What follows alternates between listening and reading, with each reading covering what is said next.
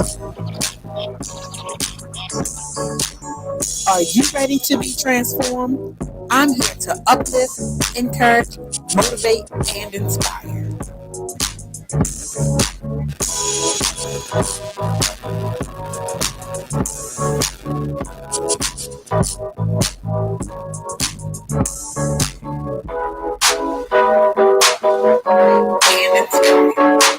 Empowering others to excel with your host, Jacqueline Jones.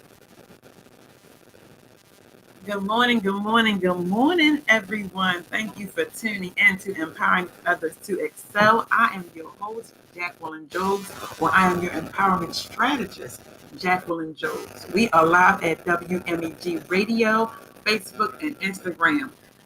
So please follow if you have not followed, subscribe if you have not subscribed. Technical difficulties, y'all. We're getting it together.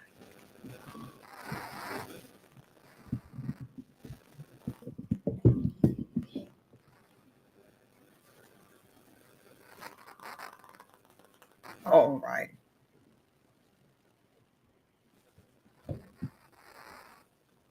I think I'm kind of straight now. All right, here we go. So I'm going to try that again. Good morning, everyone. Thank you for tuning in to Empowering Others to Excel. I am your host, Jacqueline Jones. Thank you for tuning in. We are live at WMEG Radio on YouTube media. Y'all going to hit the bed with us today. I'm not sure what's going on, but we're going to get it together. So if you have not subscribed or followed me yet on YouTube, Instagram, please do so. Good morning again. If you want to call in, I'm going to give that number right now, and I'll do it throughout the session. It is 443-267-6558. I am going to give you a disclaimer. I am a certified life coach. I am not a therapist. I am a certified life coach. I am here to push you forward to your next level. So while you're listening to this session, just know I am a certified life coach, not a therapist. But if you do need somebody, I will get a list and put it out there so you all can have a therapist that you want to connect with. Today's topic is healing from what you don't talk about. Healing from what you don't talk about. Now, before we get into our topic from this week, we're going to talk about last week's topic. Last week was reframing the narrative, seeing your story through a lens of growth, not regret. Seeing your story through a lens of growth, not regret. So last week we talked about all of the things, the past pains and the past mistakes that we made. We discussed them, we looked at them, then we identified how those past pains or those past mistakes have affected us as far as our future. So we identified that. And then after we identified that, we switched the narrative. See you later, DJ Rock. See you later. So we switched the narrative to making it a positive instead of a negative. So that was last week's topic, reframing the narrative. So now on to today's topic. Today's topic is healing from what you don't talk about. Healing from what you don't talk about. Now, I'm going to say a quote from Yasmin Mohed. I might have pronounced the last name wrong, but she's a motivational speaker. And this quote is so true. You cannot heal what you refuse to feel. You cannot heal what you refuse to feel. So I just want you to think about that for a minute. You cannot heal what you refuse to feel. We have a lot of emotions going on. We are emotional human beings. We got a lot of emotions going on. But there are some emotions and some things that happen to us in our past that we suppress, we don't talk about, we try not to think about it. But the thing is, you do not heal if you don't feel. You have to feel those emotions. Even though you don't want to bring it back up, you have to be able to feel those emotions and discuss it with somebody in order to heal. And once again, remember, I am a certified life coach, not a therapist. So I am here to just push you forward, to move you forward, to help you to reach your goals, help you to get outside of your box, help you to get outside of yourself and to be great. So let's dive in.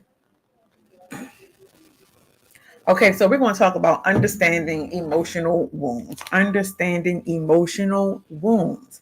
And that means unresolved grief that we've had pent up inside of us, betrayal, childhood neglect, rejection, abandonment, those type of things. What are emotional wounds? And then we're going to talk about some different examples. And while I was researching this, one example said being parentified as a child. And I was like, what is being parentified as a child? And then when I went to look at it, I'm like, oh, okay, I knew what this was. We just didn't use that word, parentification. So basically, this is talking about if you were a child and you had to take on adult responsibilities. So that means you had to basically raise your siblings because your parents had to work or your parents were never home, things of that nature. So I'm just want to go through a few of those lists for that example. So if you were a child who had to take on those responsibilities early, you might be feeling a certain type of way, or you might have some signs that in your adulthood, you're like, why am I like this? And it's because of those responsibilities that you had to take on early in life kind of have molded you in a way. So you might have felt the responsibility for your siblings or your parents. Your childhood lacked the feeling of play that other kids seem to have. You felt like you had to be a peacekeeper. You felt like your family wouldn't make it without you. You were given responsibilities that were not age appropriate. Your childhood consisted of compliments about how good and responsible you were. And you were like, how is that bad? Because that means you're going to be looking for compliments all of your life. Like if they don't compliment me, then I'm thinking I did something wrong. I'm not doing it right. But that's not the case. Your anxiety and depression started young because of this. As an adult, you have issues letting people take care of you, or you have an extreme need to feel taken care of with no responsibilities. You tend to be the caregiver in a relationship.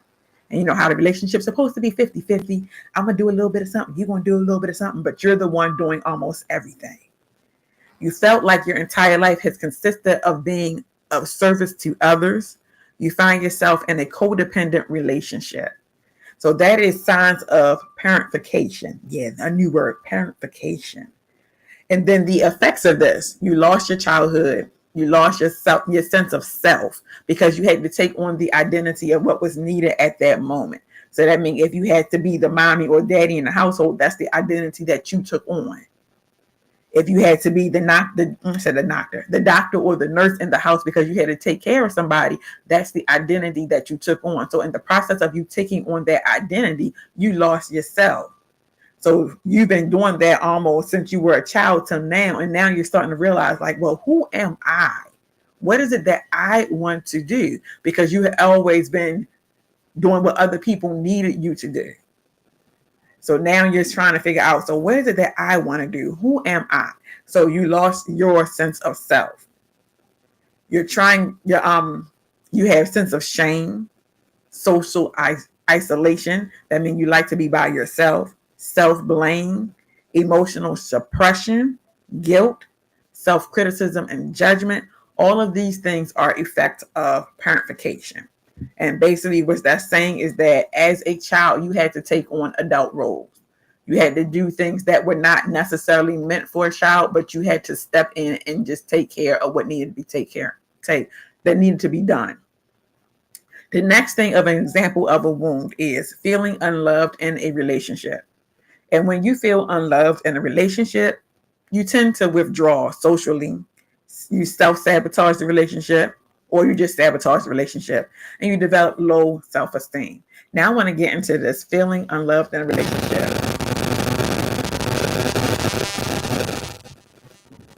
I'll be moving this mic around because I'm not sure if it's the mic making this noise or not. We're going to get it together.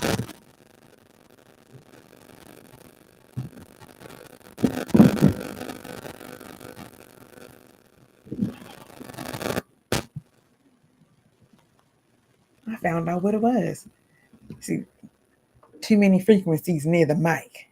Oh, okay. Too many frequencies near the mic. I had to move my hotspot out the way.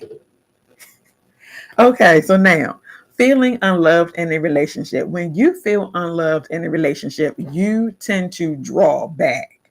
You tend to draw back. And I need you to stop and think, when you're in this type of relationship and you're feeling unloved, I want you to look at yourself and look at the other person, because the other person might be unemotionally attached at that moment.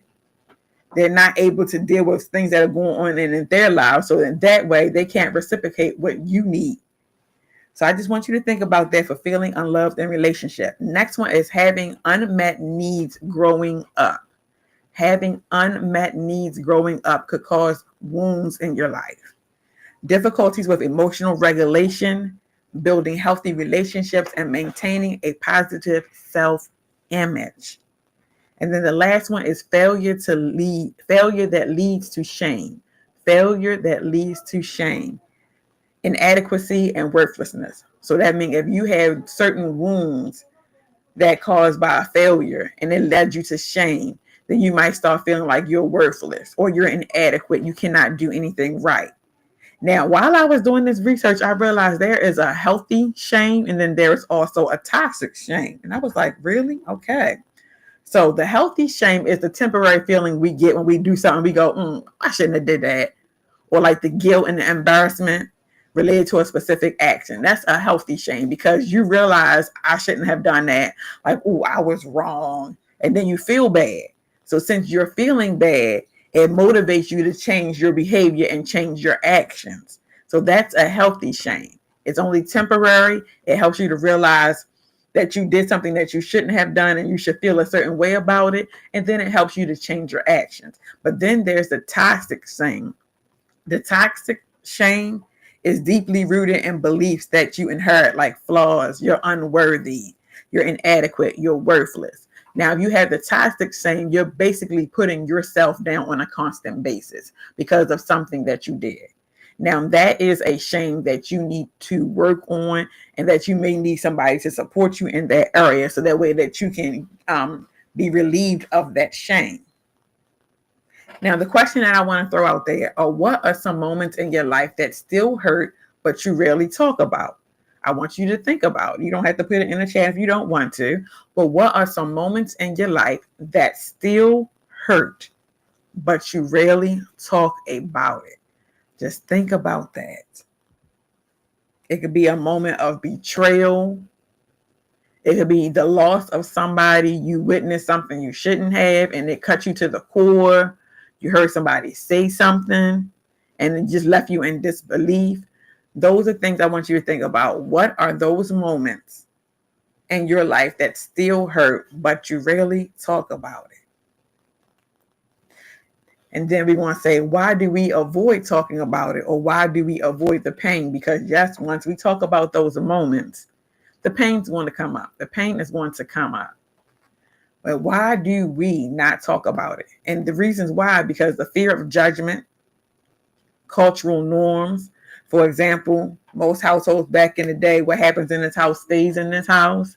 So therefore, it happened here. You're not going to discuss it outside these four walls. Matter of fact, you're not going to discuss it at all. Yup, it happened, but we're going to move on. We all survive. We all right. Then there's the belief that time heals all wounds. Time alone heals all wounds. So basically, if I stay to myself and I don't bring it up, I'm going to heal from it. And that's a lie. That's a lie. And not knowing how to begin. So there are different reasons why we don't talk about these things. Fear of failure. Fear of judgment. Our cultural beliefs from our family norms. Beliefs that time alone will heal it or heal me. And then not knowing how to begin. Not knowing how to begin. So we had one question. Think about something that happened to you that still hurts, but you don't talk about it. And now the next question is, what do you believe will happen if you face that pain? What do you believe will happen if you face that pain? If you talk about it, what do you believe will happen? Now, they say the cost of silence is serious. The cost of silence. Because a lot of time people stay silent when they need to speak up. You stay silent when you need to speak up. And in order to break those cycles or those patterns that happen in your life, you have to address them. You have to address the things that are causing you pain. It could be something as simple as you're married, you and your husband, y'all had this disagreement, or y'all communication skills are not where they should be. And it's causing you pain because you want to be able to communicate, but your husband keep brushing you off. So now you're sitting here every day like, oh my goodness, he don't love me. I don't feel like I'm being seen. I don't feel like I'm being heard, but you're not saying anything. So if you're not saying anything, how is that problem getting resolved? Is it getting resolved? No, it's not getting resolved at all. So you're sitting there feeling how you're feeling. And then your husband on the other side, he's over there not wanting to talk about it, but then he might be feeling some type of way as well. So you got how you're feeling, he has how he's feeling, and both of you are just sitting there. You're in pain over this because you're that type of person where you want to discuss how you're feeling. You want to discuss even simple things of how your day went. And then yet you can't. So now you are in pain because you feel as though you're being rejected. You feel as though you're not loved, seen, heard, all of that. You're not respected in your own home. And so now you're dealing with this pain. But if you stay silent, what is going to happen? Is anything going to happen because you stay silent? Nothing is going to happen. Nothing at all. But once you decide that you want to break the silence and discuss it, things are going to happen. Because you're going to have that conversation like, look, we need to have a conversation. Even though I heard that men say when you say we need to talk, their world comes to an end. Because they're like, oh, Lord, what did I do now? So they don't like that phrase, we need to talk. So you need to phrase it in some other way. But just to say, can we have this conversation? And then once you sit down and you decide, I need to share this with you because this is something that's heavy on me and I'm not sharing it. And this is another thing that I've learned in my relationship as well. When you're sharing things, you're sharing it with the other person, but make sure you're not throwing the blame on the other person. And you have to make sure that you're wording it in a way that you're not accusing that person. You're not attacking that person. You just want to be able to openly share how you're feeling. So that means if you're having a conversation and you go, when you do this, I feel a certain type of way. Guess what?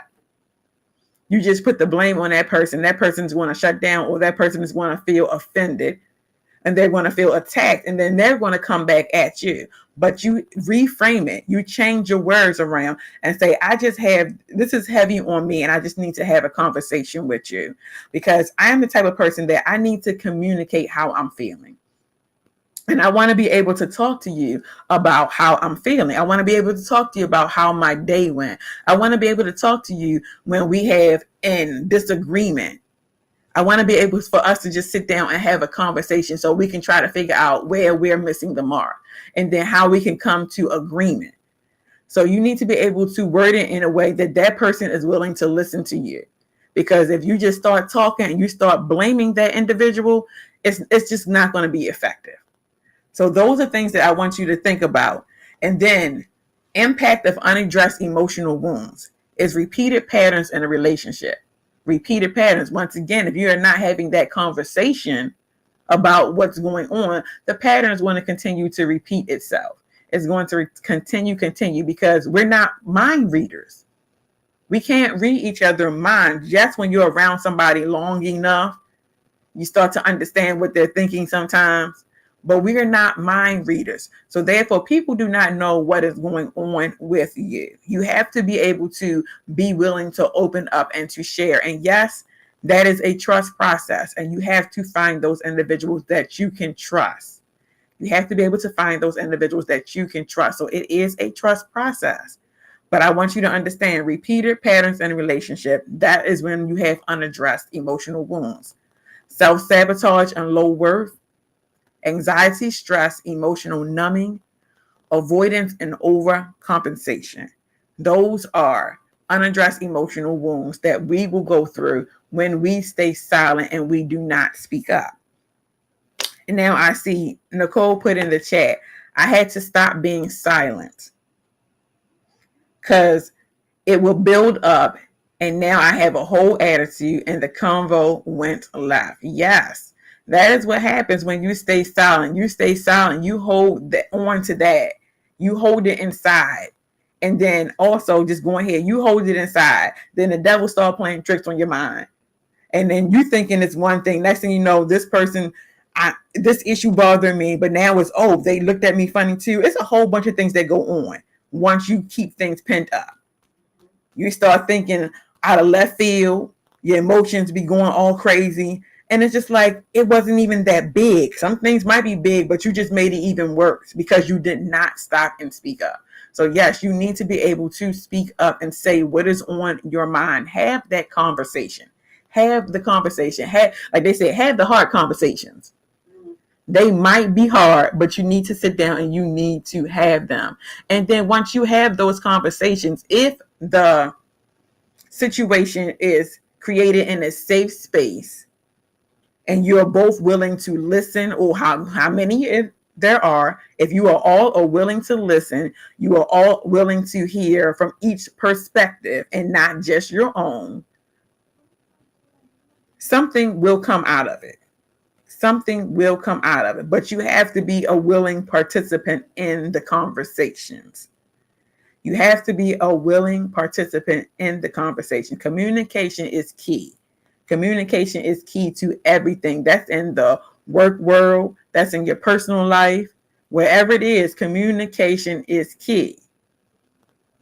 So you need to think about that. So when you're trying to have those hard conversations with people, just make sure you're in a safe space where both participants are willing to sit down. You're ready to hear what each other has to say. So that means there has to be some active listening going on. And what I mean by active listening is while one person is talking, you are listening to everything they are saying. You are giving them eye contact. You may be nodding in agreement with what they're saying. And then once they finish saying what it is that they said, this is how you start your conversation off. You repeat something that they said. Okay, so I heard you. You said this, and this. So I want to say that when this happened, I feel this way. That's active listening. That means you're able to actively respond to what it is they said. And the only way you're able to actively respond is mean you had to sit and listen to what they said. That means your attention is on them. That's not, I'm on my phone. I'm not listening to the music in the background. All of that is getting cut off. You're sitting down. You are listening. Ears open. Like I used to do when I was in school. Are your ears open? Your ears have to be open. Are you ready to listen? And so you have to have those ears open. You have to be listening. And then once that individual stops their conversation, you repeat something that they said. And why is that important? That's giving them that affirmation or affirming them that they were heard. And that right there alone will change a whole conversation. Just the simple fact that a person knows that they were heard. What they just stated to you, you heard them. Because a lot of times you sit and you try to have these conversations and you're like, I don't even know why I'm going to have this conversation because I know this person is not going to listen. They don't care. They're going to do whatever they want to do anyway. And I know many of you have had those type of thoughts when you had to sit down and have a conversation with somebody. It's like, why am I even wasting my time? They're not going to listen. I'm going to say what it is that I have to say, and then we're going to go right back and we're going to end up doing the same thing all over and over again. And then I'm going to be sitting here again, biting my tongue. I'm going to be holding on to all of this stuff until I'm ready to explode. Then I'm going to come back to the table and be like, look, we need to have this conversation again. And it's going to keep going over and over and over again. But if both participants are willing to sit down and have a conversation, don't throw the blame at anybody. Make sure you are wording your conversation correctly. Active listening. You are listening and then you respond with something that that individual said that lets that person know, is reassuring them that they were listening to me, and then you state your point. And then after you state your point, then both of you will sit and discuss what each one said and then how you can move forward from there. Because a lot of time, once you're willing, that's the whole thing. You have to be willing. Once you're willing to have that conversation and you listen to each side, you get a lot of clarity. You gain a lot of clarity and you gain a lot of understanding about that person because you realize that person doesn't think the way you think. And that person doesn't act the way that you act. And then a lot of times, depending on what the issue is that you are discussing, especially in marriage, you're brought up different. You're both raised differently. So one person's family does things one way, you do your thing another way. So if you're trying to talk about communication as far as being felt loved in a relationship, if that family didn't acknowledge each other, if they didn't wake up in the morning, they didn't say good morning to each other, they didn't say, oh, you're beautiful, you're doing a great job, I see you. If that family did not do that, that individual doesn't know to do that. So you're expecting something that your family did, but that individual didn't do that. So they don't know this is what this person is expecting of me. Just like they might be expecting something totally different from you. And you're sitting there looking like, what? But you have to think about the dynamics of the two people that's involved in a conversation, how they were brought up and what are their expectations. So those are things that I want you to stop and think about when you're having these conversations and you're having those hard conversations. Just make sure that everybody who's in that area, who's having the conversation, they are willing to be there. They're willing to be there because if you talk to somebody and you're having a hard conversation, and you already see that they're distracted or it's not a good time, say we'll come back to the conversation. We'll come back to the conversation. So basically, if you're having a conversation, you're trying to pull somebody away from a football game, you're trying to pull somebody away from their favorite TV show, that conversation is not going to go well. It is not going to go well. You have to make sure that the timing is right. It is in a space where both of you are comfortable. And then both of you are willing to be there. And then both of you are ready to listen to each other. So that is what I want you to think about when having those conversations. Timing. So if it has to be scheduled, because sometimes you just like, oh my goodness, and you want to have the conversation right then and there. But if you're worked up, that conversation is not going to go well because you're going to be speaking from an emotional place. So once again, the timing has to be perfect. So if you need to schedule the conversation, like, hey, when are you free today? Because we need to talk about some things. Schedule that time. So that person already know, okay, this time we're going to talk about some things. So that person can be getting their mind right. And then also let them know, like, look, it's not bad. It's just something that we need to both work on together. So that way they're not over there like, oh my goodness, what I do, what's going on. So I want you to think about that. Good morning. Hi, Aunt Dale. Good morning. Thank you for tuning in. I want you to think about that. So timing has to be the first thing. Pick the timing. Next is it has to be in a safe space or a comfortable space. Safe space or a comfortable space where both of you feel comfortable. Like if you need to be both in your reclining chairs or you need to be both in your little corners, wherever it is, where you all feel comfortable having that conversation. Find it. So timing, safe space. Next one, willing participants. Everybody has to be willing. Everybody who's in that situation needs to be willing to participate. And then lastly, I believe this is the last one. You have to be able to listen to each other. Listen to each other. Listen to each other. Active listening. Listen and then respond. Listen and then respond. Don't cut the person off.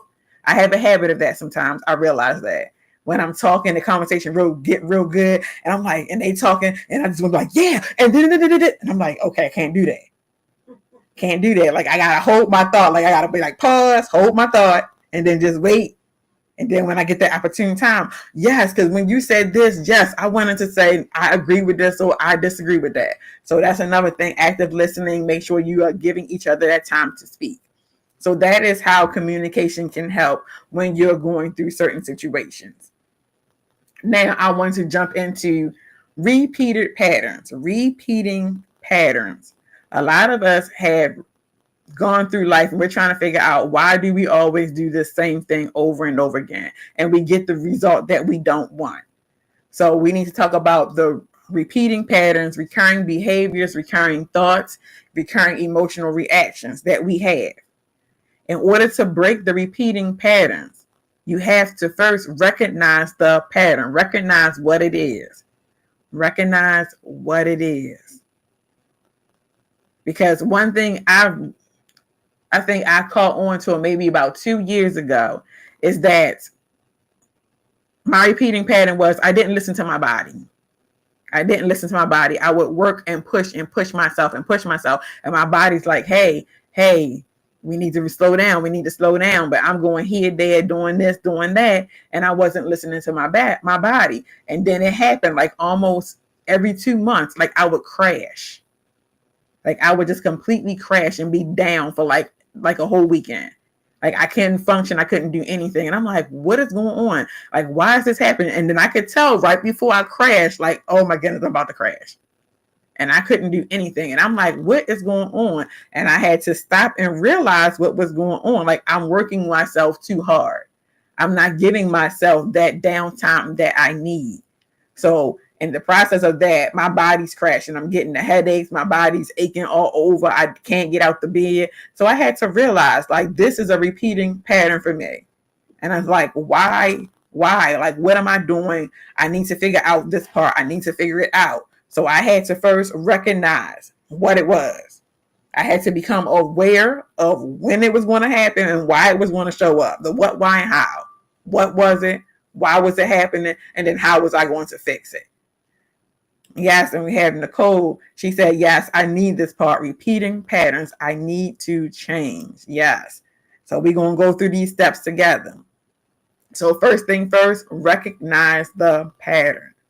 Next, identify the root cause. Reflect on where it began. Reflect on where it began. Whatever your repeating pattern is, reflect on where it began. Is it something from your childhood? Is it trauma, past failures? Is it trying to be perfect? Is it trying to be a people pleaser? Where did it begin? Identify the root cause of the pattern. And then once you identify the root cause, challenge the belief behind it.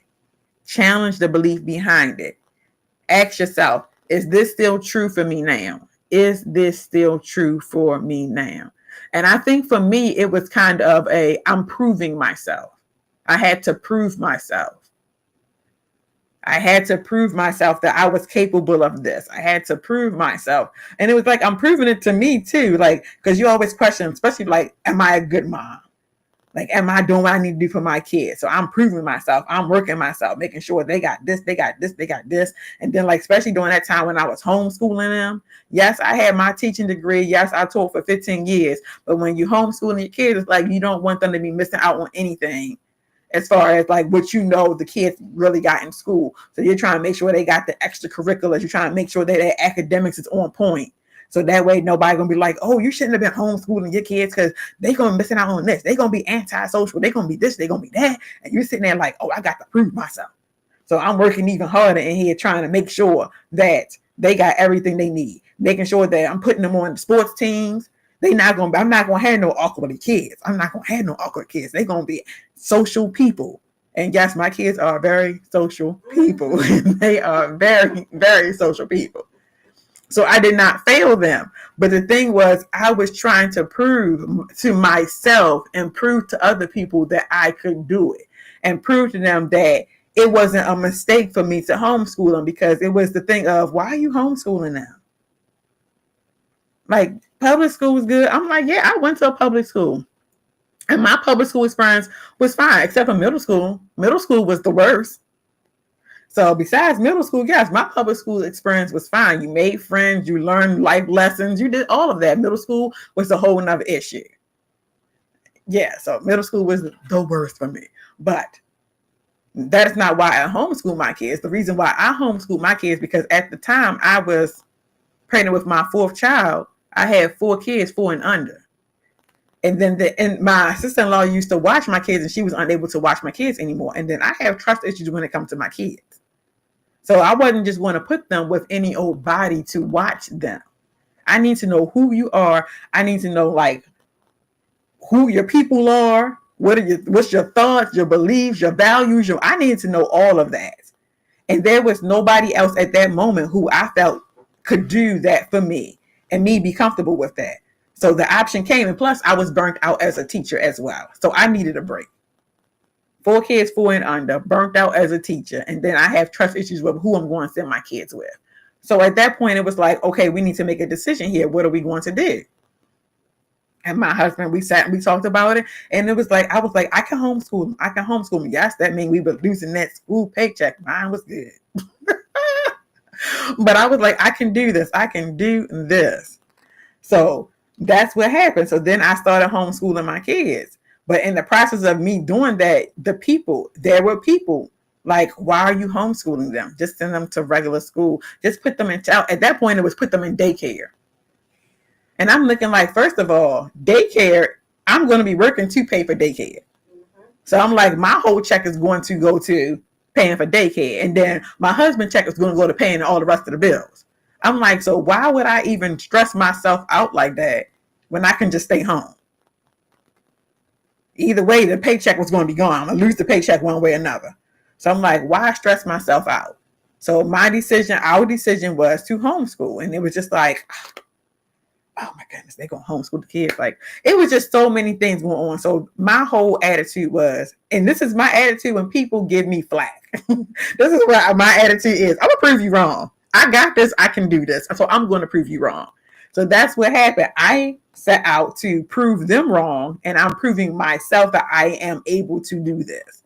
Like, I have the talents to do this. I can teach, I can educate, so I can do this with my kids. And then I'm making sure I don't mess my kids up in the process. So it was a whole thing going on. And I need y'all to understand, I homeschooled my kids for 7 years. So in that whole process, I am there proving myself, stressing myself out. They're going to get this. They had their whole curriculum. We had our whole classroom set up. We doing this, we doing this. Okay, then you going to soccer practice, you going to field hockey practice, you going to gymnastics, you going to swimming. We had it all. And I'm running around, running, stressing myself out, trying to prove that I am this great mom, that I got it together, that this, that, and the other. And in the process, I'm wearing myself out. And my repeating pattern became that almost every 2 months, I crash and I burn. And I'm just down for a weekend. Like, I can't function. Like, no, I'm just done. So I had to realize, first of all, I don't need to prove myself to anybody. That was my first thing. So now it's to the point, like, I'm not proving myself to anybody. I had to realize that I am capable. See, that's how you do that reframing that we talked about. I am capable. I am gifted. I am talented in educating people. So therefore, my kids are going to thrive regardless. One, because they're with their loving mother who's going to do what she needs to do for them. But also because education is my background. So they're going to thrive. So I don't need to prove myself to anybody. Yes, I can affirm myself that, yes, I am doing a good job. But I don't need to prove myself. So I started to take off some of that stress that I was putting on myself. Like, I can have bad days of homeschooling, just like I had bad days of teaching. There were days when I went in to teach and I was exhausted. And my kids, and see, this is the thing, I had those conversations with my kids. I'm always the one, I like to be transparent. Like, hey, y'all, I'm having a bad day today. Like, so we're going to do this work. I need y'all to be quiet. Can y'all please be on your best behavior? If you need something, come talk to me. But I'm not going to be walking around as much. I need to sit here. We're going to teach in small groups. I had that conversation. So that is one thing I have at home. I have those conversations like, hey, y'all, I need time. So y'all go work over here while I need time to myself. I need the moment. I need to be down. So those are the things that I had to start realizing. So my pattern was me wearing myself out because I'm trying to prove. So I had to break that pattern. So I identified my root cause. I identified the root cause. I recognized the pattern. I identified the root cause. I challenged the belief behind it. I'm not a failure. I'm not a failure. I am capable of doing this. So I challenged that belief. So I didn't have to sit and stress myself out. I didn't have to worry about what other people were thinking because I already knew God equipped me with what I needed for this journey that I was on. He equipped me with all the knowledge I needed to be able to educate my kids. And then create a new response. After you challenge that belief, create a new response. Replace the old reaction with the healthy one, intentional choices. So guess what? What did I do? We started having breaks. We had down days. Like Friday was a down day. We started doing, we're going to go out the house. We're going to do field trips on Friday. Breathe, relax. Everything doesn't have to be learn, go, do. No, we had our down days. But I had to learn to incorporate that in. You give yourself permission to relax. Give yourself permission to just be. I had to do that. I didn't give myself permission to not always have to go and do something. Me having to go and do something does not dictate my worth or my value. Oh, she's busy, so she's good at that. No, she's busy, she's tired. But don't think just because you're busy and you're on the go, meaning you're good at that. Oh, they're calling you for this and they're calling you for that. Oh, she's good. No, she's exhausted. So I had to realize that. So no, I can't do for others. I can't stress myself thin anymore. I had to realize that. I had to stop stretching myself thin, trying to help everybody else. And then I had to bring it back to me.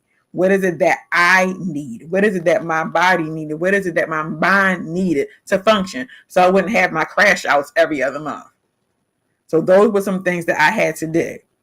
Now, I also see that Brianna put in the chat, that little lie, I have to prove myself, affects you physically, mentally, and emotionally. Yes, it does. Yes, it does. It is very, very draining. So if there's anybody else out there who has that, I need to prove myself, you have already proven yourself. You are capable of this. Stop stressing yourself out. Stop stressing yourself out. Believe in the gifts that you have. Believe in the talents that you have. You do not need to prove yourself. And then if you're always in a situation where you need to prove yourself, I need to reevaluate your situation. Reevaluate it, because you should not have to be proving yourself day in and day out. So reevaluate that situation. Now, next one I wanted to discuss is self-sabotage and low self-worth. Self-sabotage and low self-worth.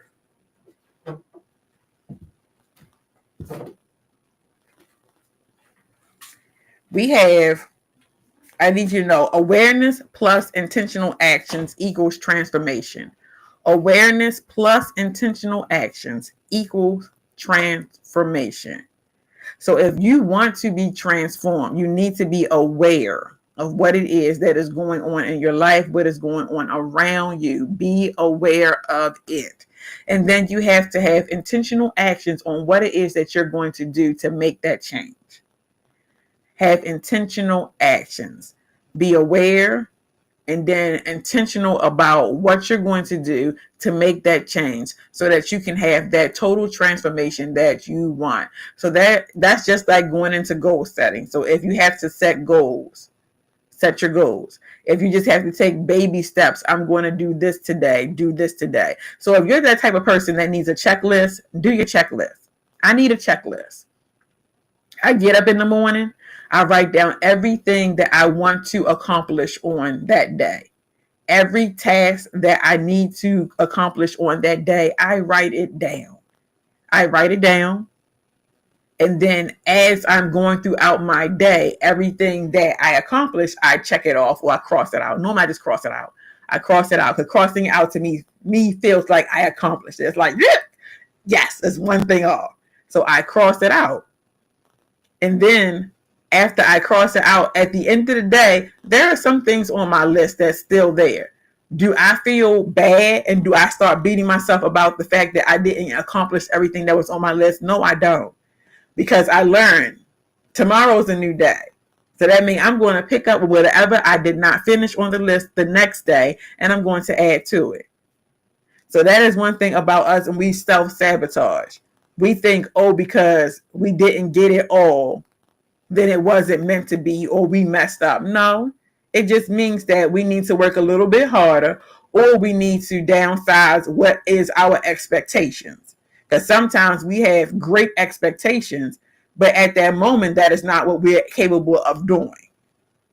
So that's what my to-do list for me is. My to-do list is to keep me organized, to keep me focused on reaching whatever goals that I set for that day.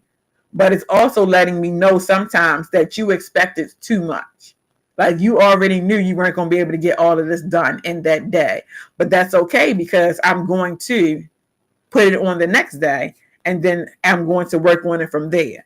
So that is something that you all can do if you are in the process of trying to figure out how you can prioritize different things in your life. So that way that you're not in that area of, I can't complete things. I can't complete a task.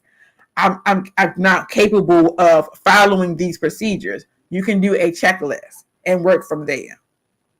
So once again, awareness. Identify those things that you want to change. Be intentional with your actions about how you're going to do it. And then there will come the transformation.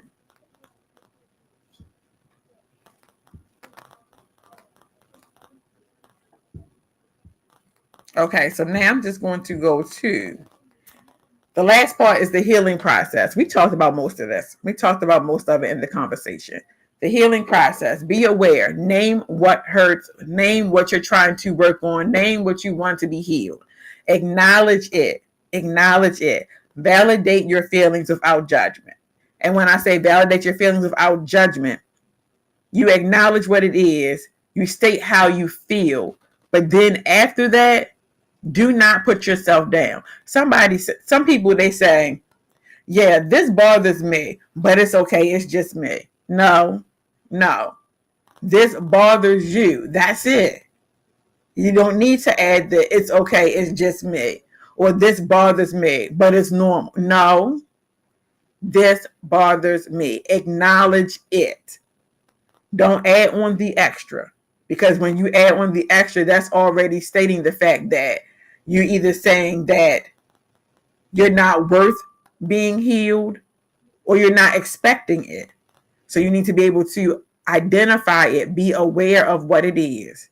So that means if it's physical trauma, mental trauma, past hurts, whatever it is that you need something to be, you need to be delivered from. I'm saying you need to be delivered from whatever it is, because we were talking about today, talking about how past pains that you don't talk about, that you still need to be healed from.